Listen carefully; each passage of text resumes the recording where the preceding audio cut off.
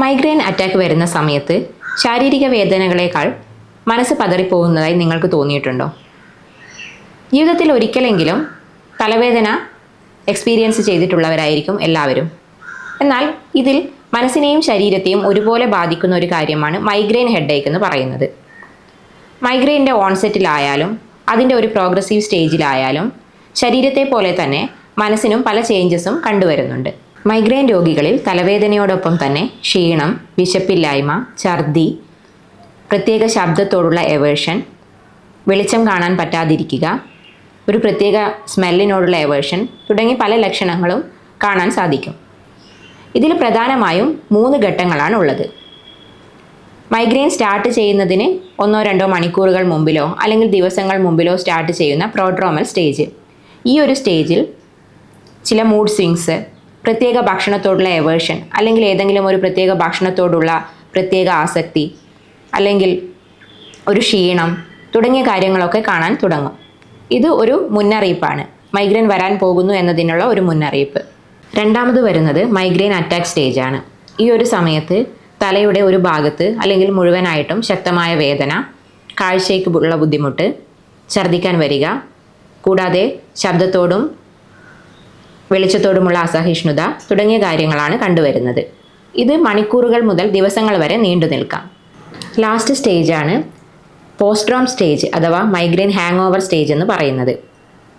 ഈ ഒരു തലവേദന കുറഞ്ഞതിന് ശേഷം ശരീരം മുഴുവൻ തളരുന്നത് പോലെ തോന്നുക, തലയിലൊരു ശൂന്യത പോലെ രൂപപ്പെടുക, കൂടാതെ മൂഡ് വളരെ കുറഞ്ഞതായിട്ട് തോന്നുക, ഈ ഒരു ലക്ഷണങ്ങളാണ് ഈ ഒരു സ്റ്റേജിൽ കാണിക്കുന്നത്.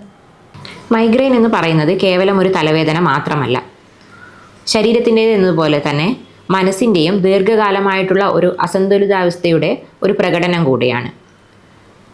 കൂടുതൽ കാലം നീണ്ടു നിൽക്കുന്ന സ്ട്രെസ്സ് അല്ലെങ്കിൽ ജോലിഭാരം അല്ലെങ്കിൽ കൂടുതൽ കാര്യങ്ങൾ കൈകാര്യം ചെയ്യേണ്ടി വരുമ്പോൾ ഉണ്ടാകുന്ന സ്ട്രെസ്സ്, ഇതൊക്കെ മൈഗ്രെയിൻ്റെ ഒരു ട്രിഗറിങ് ഫാക്ടേഴ്സായിട്ട് നമുക്ക് കാണാൻ സാധിക്കും. ഇതുകൂടാതെ പ്രകടിപ്പിക്കാൻ കഴിയാതെ വെക്കുന്ന ദേഷ്യം, സങ്കടം അല്ലെങ്കിൽ എക്സ്പ്രസ് ചെയ്യാൻ കഴിയാതെ നമ്മൾ അറിഞ്ഞോ അറിയാതെയോ സപ്രസ് ചെയ്യാൻ വേണ്ടി ശ്രമിക്കുന്ന ഇമോഷൻസ്, ഇതൊക്കെ മൈഗ്രെയിന് കാരണമായി തീരുന്നുണ്ട്.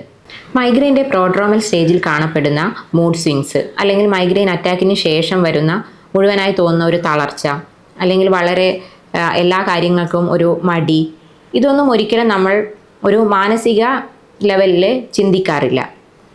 ഇവിടെ അതൊരു മൈഗ്രെയിൻ ലക്ഷണം മാത്രമായിട്ടാണ് കണ്ടുവരുന്നതും അതിന് ചികിത്സിച്ചു പോകുന്നതും. ഇത്തരത്തിൽ മാനസിക അടിത്തറയുള്ള മൈഗ്രെയിൻ രോഗികളിൽ നമുക്ക് സ്മൃതി മെഡിറ്റേഷൻ വളരെ നല്ല എഫക്റ്റീവായി കണ്ടുവരുന്നുണ്ട്. മൈഗ്രെയിൻ രോഗികളിൽ സ്മൃതി മെഡിറ്റേഷൻ എങ്ങനെയാണ് എഫക്റ്റീവായി മാറുന്നത്? പലപ്പോഴും മൈഗ്രെയിൻ രോഗിയുടെ ആ ഒരു രോഗത്തിൻ്റെ ഓൺസെറ്റ് കാലഘട്ടത്തെക്കുറിച്ച് നമ്മൾ ചോദിച്ച് മനസ്സിലാക്കുമ്പോൾ ആ ഒരു പെർട്ടിക്കുലർ ടൈമിൽ അവർ ഏതെങ്കിലും ഒരു തരത്തിലുള്ള മാനസിക സംഘർഷത്തിലൂടെ അല്ലെങ്കിൽ എന്തെങ്കിലും ഒരു കാര്യമായ പ്രശ്നത്തിലൂടെ കടന്നുപോയിട്ടുണ്ടാകും. ആ ഒരു പ്രശ്നത്തെക്കുറിച്ച് കൂടുതൽ ആലോചിച്ച് ആ ഒരു സ്മൃതി മെഡിറ്റേഷനിലൂടെ അതിനെ വിശകലനം ചെയ്യുമ്പോഴായിരിക്കും ഈ ഒരു പ്രശ്നം തന്നെയാണ് മൈഗ്രെയിൻ്റെ ഓൺസെറ്റിന് കാരണമായി തീർന്നതെന്ന് അവർ തിരിച്ചറിയുന്നത്. ഇത് പരിഹരിക്കുന്നതിലൂടെ പലപ്പോഴും പിന്നീടുള്ള അറ്റാക്കുകൾ നമുക്ക് ഒഴിവാക്കാൻ സാധിക്കുകയും ചെയ്യുന്നുണ്ട്.